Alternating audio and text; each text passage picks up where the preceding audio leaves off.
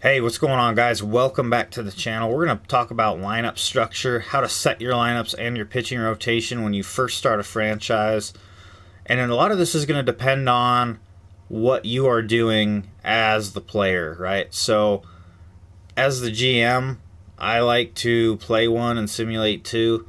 Some people like to play every single game. Some people like to simulate most games. So that does factor in to how you set your lineups, because there's certain hitters that will do well for you, but maybe not well for the CPU, and then vice versa. So, things to keep in mind, okay? Defense.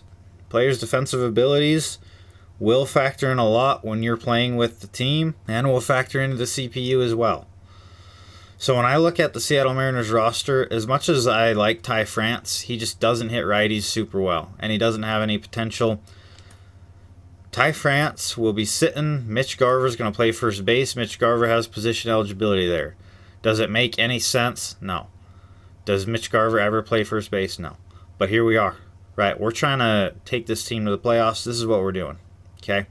Got Mitch Haniger in right. That's fine. Jorge Polanco is going to DH. He's not a good defender. Okay? JP will lead off. Why is JP leading off? We'll talk about it. Discipline and vision, two big things that factor into how a player is going to perform. Okay? Discipline's going to help him draw walks. That's just something that happens in this game. And then the vision helps you a lot as the actual player using that player, right? If you've got a guy up above 70 vision, he's going to perform well pretty much no matter what his hitting stats are, because you see the ball well. Right? Like, that's the whole point, is that it slows the ball down a little bit. So, that is something to keep in mind there. Okay? So, JP will lead off. The Mariners don't have a lot of speed on their team. We're not a speed team. Josh Rojas. Love Josh Rojas. Love what he does. Julio Rodriguez, obviously, batting in the 3-hole. Cal, 4. Rayleigh, 5. You can tell the Mariners have pop. And actually, we'll go Cal, 4. Garver, 5 with his pop. Luke Rayleigh, 6. Polanco, 7. Haniger, and then Urias. Pretty good. Pretty good lineup for not having too many guys that are above an 85. I have one guy that's above an 85. We'll take that, okay? So, another thing to keep in mind as you're progressing through your season and everything, it is much easier to hit right-handed pitching with left-handed bats, at least for me. Doesn't really matter what their stats are. I'm just going to perform better. So that's something to keep in mind as well. You know, little details here and there. Left-handed pitching, I do want Cal Raleigh catching still. Polanco can probably sit against lefties. Garver will DH. France will actually hit. So right now we don't have a second baseman in there. I'm going to keep Rojas in, but the lineup will look a little different. I think JP still is a good leadoff guy against lefties. I'm not worried about that. I do want Ty France up in the 2-hole. Ty France, 76 vision. Keep that in mind. Ty France will hit the ball pretty well. Now, I will say, I don't usually hit the ball super great with him. Doesn't hit for a lot of power. I hit for more power with Rojas. Don't know why, but Rojas also has pretty good vision.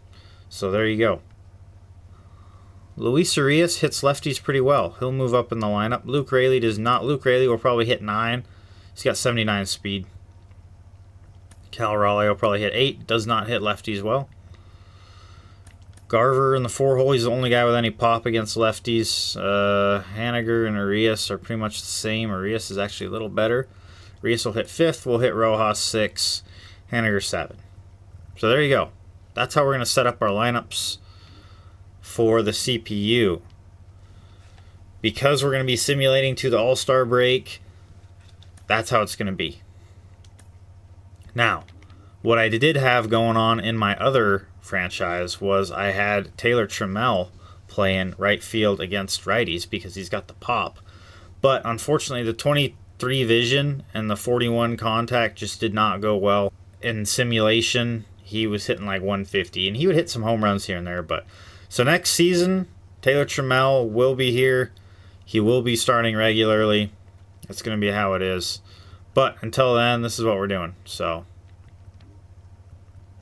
Alberto Rodriguez, also a guy that I like. I think he's good.